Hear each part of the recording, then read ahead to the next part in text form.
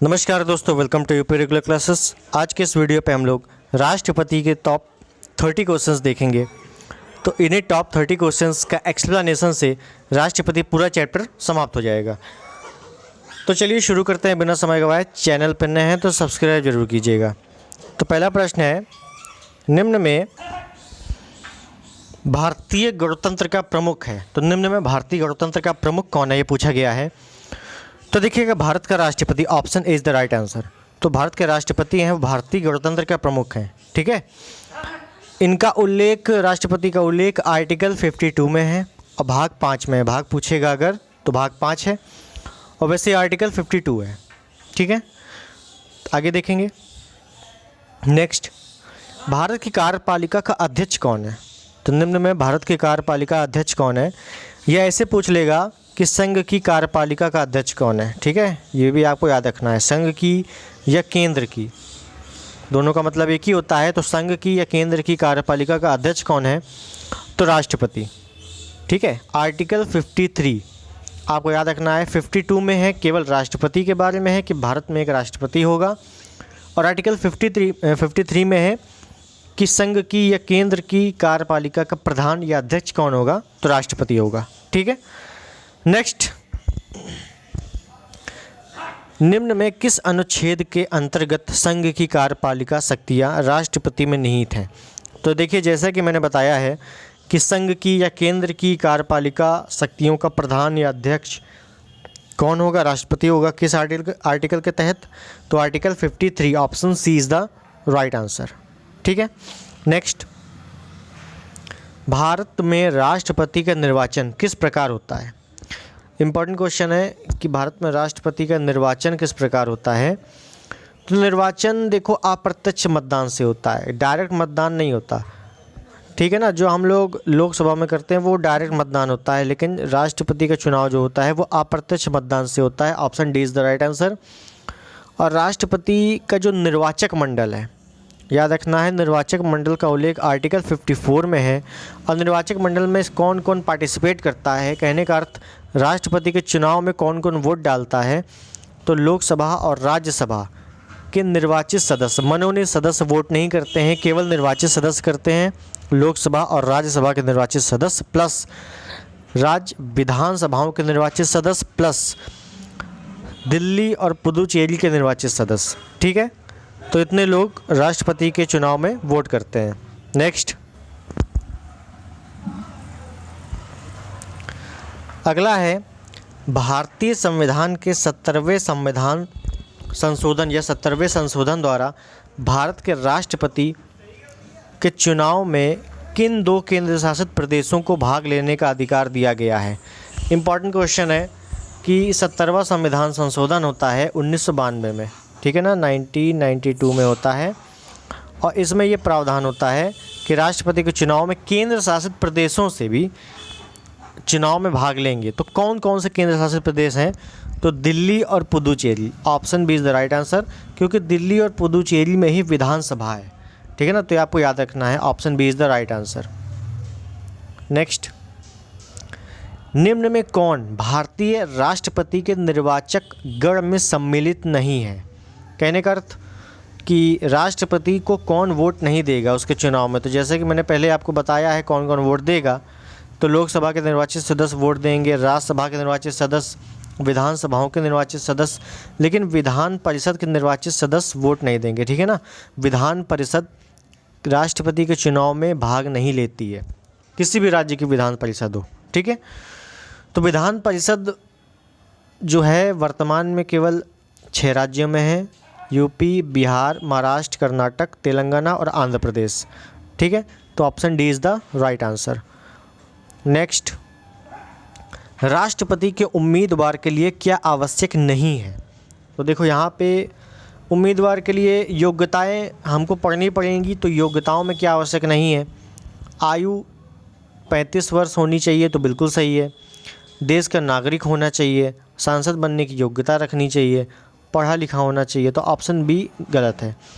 अगर वो पढ़ा लिखा नहीं है तो भी वो राष्ट्रपति के लिए उम्मीदवार बन सकता है। ठीक है ना, तो B is the wrong answer है, मतलब B is the right answer है यहाँ पे। ठीक है ना। तो उम्मीदवार के लिए क्या आवश्यक नहीं है, तो पढ़ा लिखा होना आवश्यक नहीं है।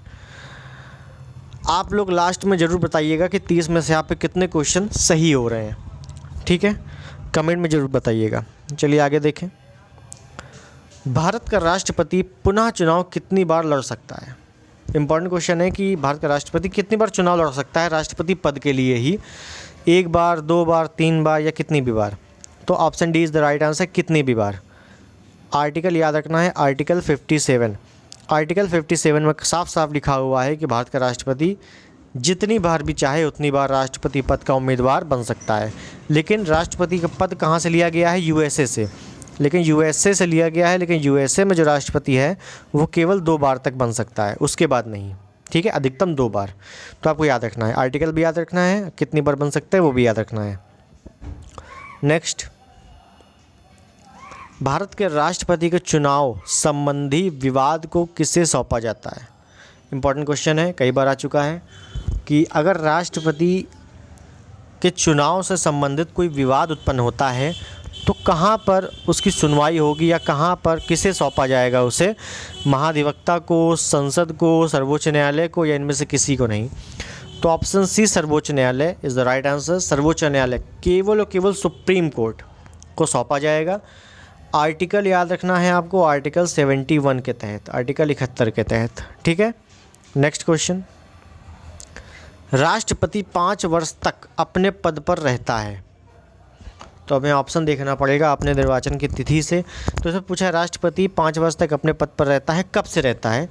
तो अपने निर्वाचन की तिथि से, कि संसद द्वारा निर्धारित तिथि से, अपने पद ग्रहण की तिथि से, या निर्वाचन आयोग द्वारा निर्धारित तिथि से? यहाँ पे की होगा कि नहीं, तो याद रखना है कि अपने पद ग्रहण की तिथि से। Option C is the right answer.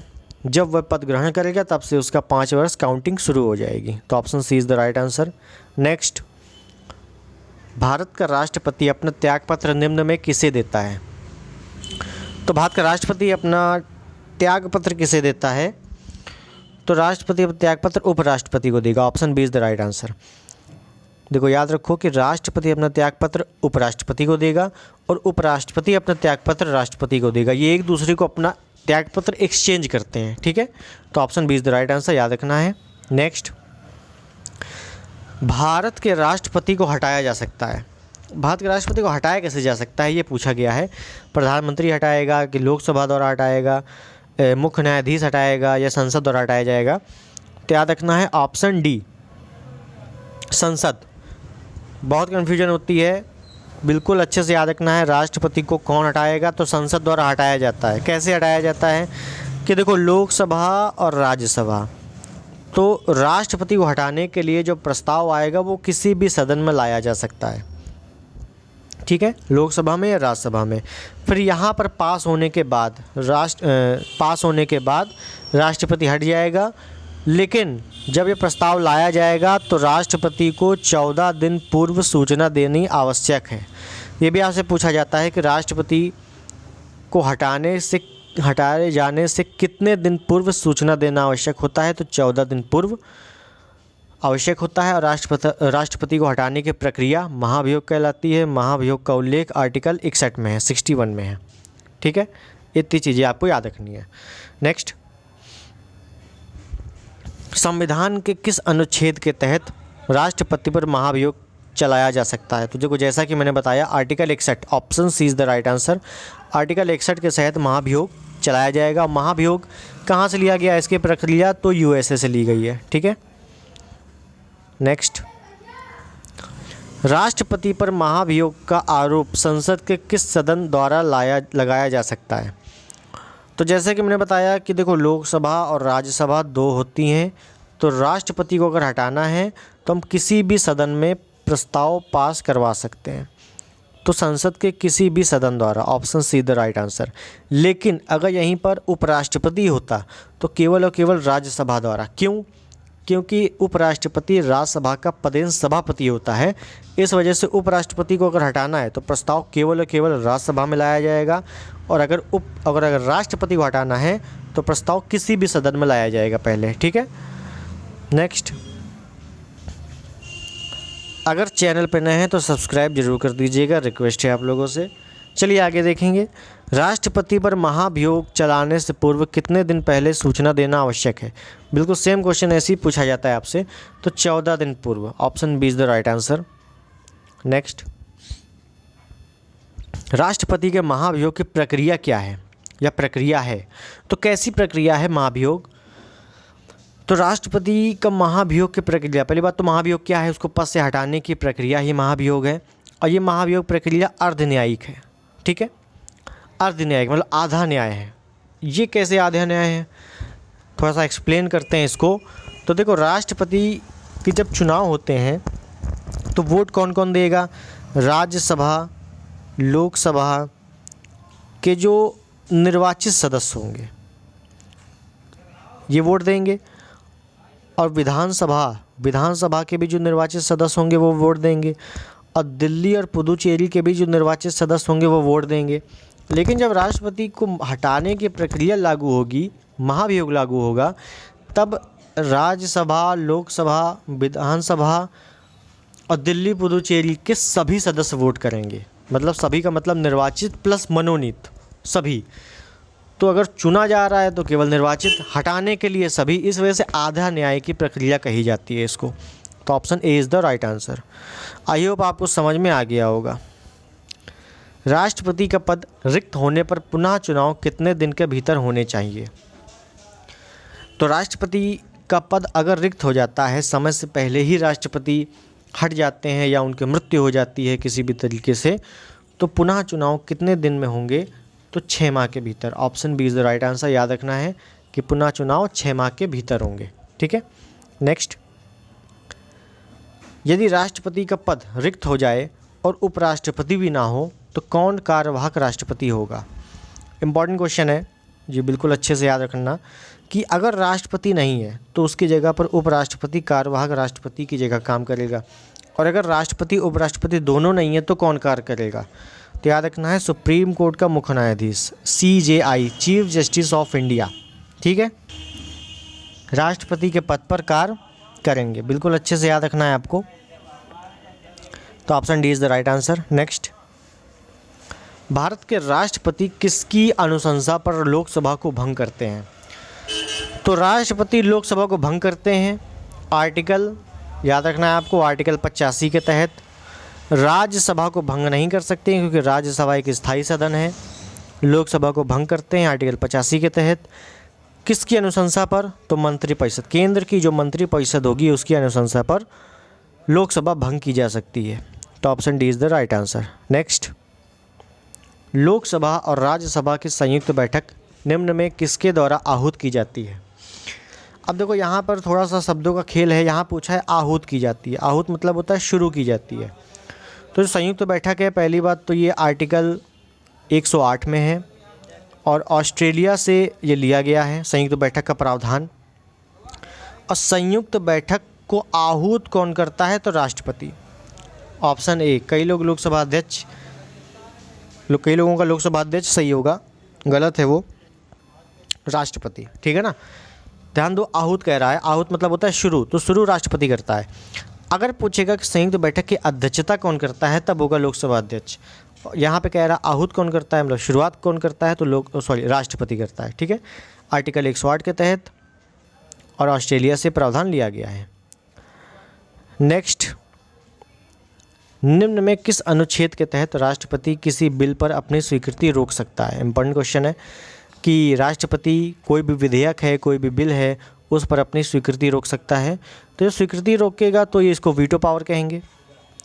ठीक है ना, वीटो पावर है ये। अब वीटो पावर का उल्लेख राष्ट्रपति के आर्टिकल 111 में है। Option D is the right answer. ठीक है, नेक्स्ट, निम्न में किस अनुच्छेद के तहत राष्ट्रपति अध्यादेश जारी करता है? तो राष्ट्रपति अध्यादेश कब जारी करता है? जब कोई भी सत्र ना चल रहा हो। याद रखना है कि सत्र बिल्कुल नहीं चल रहा है और तब हमें कानून की आवश्यकता है, तब राष्ट्रपति अध्यादेश जारी करता है आर्टिकल 123 के तहत। Option C is the right answer. ठीक है, बिल्कुल याद रखना है, option C is the right answer. 123, article 123। अगला क्वेश्चन देखें, निम्न में राष्ट्रपति किसकी नियुक्ति नहीं करता है? अब यहाँ इंपॉर्टेंट क्वेश्चन है कि राष्ट्रपति किसकी नियुक्ति नहीं करेगा। तो याद रखना है उपराष्ट्रपति की नियुक्ति नहीं करेगा, प्रधानमंत्री की नियुक्ति राष्ट्रपति करता है, राज्यपाल की भी करता है और मुख्य निर्वाचन आयुक्त भी करता है। उपराष्ट्रपति का चुनाव होता है, ठीक है ना, उपराष्ट्रपति का चुनाव होता है, उपराष्ट्रपति की नियुक्ति राष्ट्रपति नहीं करता है।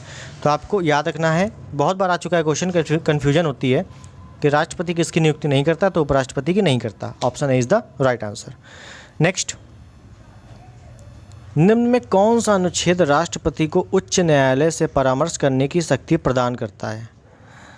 तो राष्ट्रपति किसी भी मामले में सुप्रीम कोर्ट से परामर्श ले सकता है आर्टिकल 143 143 के तहत, ठीक है ना, बिल्कुल अच्छे से याद रखना है। आर्टिकल 143, यहाँ पे वही आर्टिकल लिए गए हैं जो कई बार रिपीटेड है, ठीक है। तो option C is the right answer 143। अब है कि क्या देखो यहाँ पे है उच्चतम न्यायालय, मतलब सुप्रीम कोर्ट से राष्ट्रपति परामर्श लेगा। क्या हाई कोर्ट से भी ले सकता है? नहीं, हाई कोर्ट से कोई परामर्श नहीं लेगा। कहने का अर्थ है कि परामर्शदात्री शक्ति केवल और केवल सुप्रीम कोर्ट के पास है, ठीक है। तो ये भी क्वेश्चन बनते हैं। नेक्स्ट, भारत के राष्ट्रपति को निम्न में कौन सा अधिकार प्राप्त नहीं है? क्षमादान करना, सुप्रीम कोर्ट के मुख्य न्यायाधीश को हटाना, आपातकाल की घोषणा करना या अध्यादेश जारी करना। तो अध्यादेश जारी करना हम लोगों ने पढ़ाई है। क्षमादान आर्टिकल 72 के तहत क्षमादान करता है। आपातकाल की घोषणा करता है। आपातकाल 3 प्रकार के। सुप्रीम कोर्ट के मुख्य न्यायाधीश को हटा नहीं सकता है, ठीक है ना। इसके तहत एक प्रक्रिया है जो आपको सुप्रीम कोर्ट में बताई जाएगी। सुप्रीम कोर्ट जब पढ़ाया जाएगा तो उसमें आपको विस्तार से बताया जाएगा कि सुप्रीम कोर्ट के मुख्य न्यायाधीश को अगर हटाना है तो वो राष्ट्रपति डायरेक्ट नहीं हटाएगा। ये सभी काम ऑप्शन ए सी डी ये राष्ट्रपति डायरेक्ट कर सकता है, ठीक है। तो option B is the right answer है। नेक्स्ट, निम्न में चुने गए भारत के एकमात्र निर्विरोध राष्ट्रपति कौन है? तो एकमात्र निर्विरोध बिना विरोध के राष्ट्रपति चुने गए थे तो Sanjiva Reddy, doctor Sanjiva Reddy. Option C is the right answer. ये 6वें नंबर के थे, ठीक है ना, इनका क्रम क्या था? 6वां था। ये निर्विरोध राष्ट्रपति थे और सबसे युवा राष्ट्रपति पूछे तो भी नीलम संजीव रेड्डी ही थे, ठीक है। Option C is the right answer. Next, निम्न में कौन से भारतीय राष्ट्रपति लोकसभा के अध्यक्ष भी रहे हैं? काफ़ी इंपॉर्टेंट क्वेश्चन है कि ऐसे राष्ट्रपति हैं जो लोकसभा के अध्यक्ष भी रहे हैं। तो ऐसे राष्ट्रपति कौन से हैं कि जो लोकसभा के अध्यक्ष रहे हैं?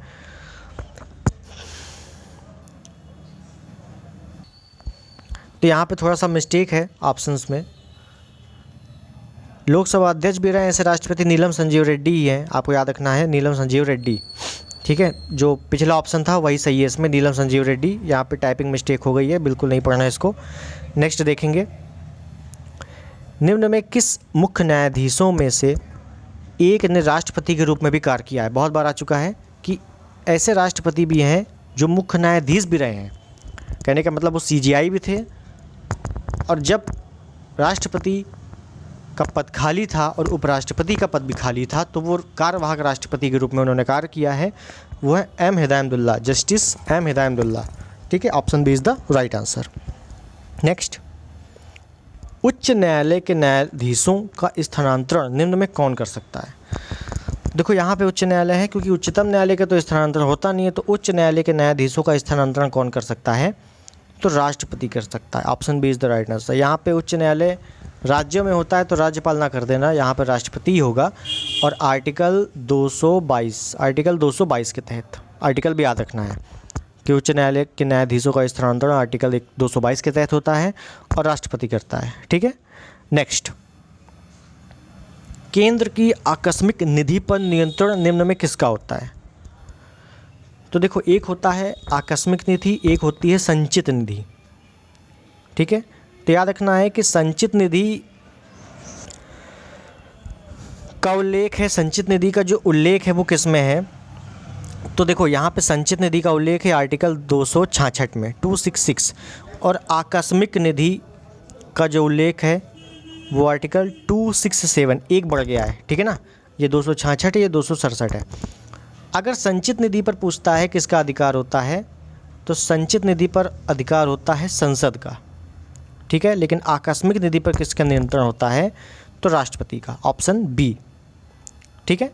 तो option B is the right answer. तो आकस्मिक निधि पर नियंत्रण किसका है? राष्ट्रपति का। और संचित निधि पर नियंत्रण किसका है? तो संसद का, ठीक है। तो दोनों चीज़ें आपको याद रखनी है। ये आपके टॉप 30 क्वेश्चंस राष्ट्रपति से संबंधित खत्म होते हैं। इन्हीं में से क्वेश्चन बार बार पूछे जाते हैं आपसे। अगर वीडियो आपको पसंद आया हो तो इस चैनल को सब्सक्राइब कीजिएगा, इस वीडियो को लाइक कीजिएगा, शेयर भी कीजिएगा और कमेंट बताइएगा आपके कितने क्वेश्चन सही थे। तो चलिए मिलते हैं अगले किसी वीडियो में, तब तक के लिए धन्यवाद। जय हिंद।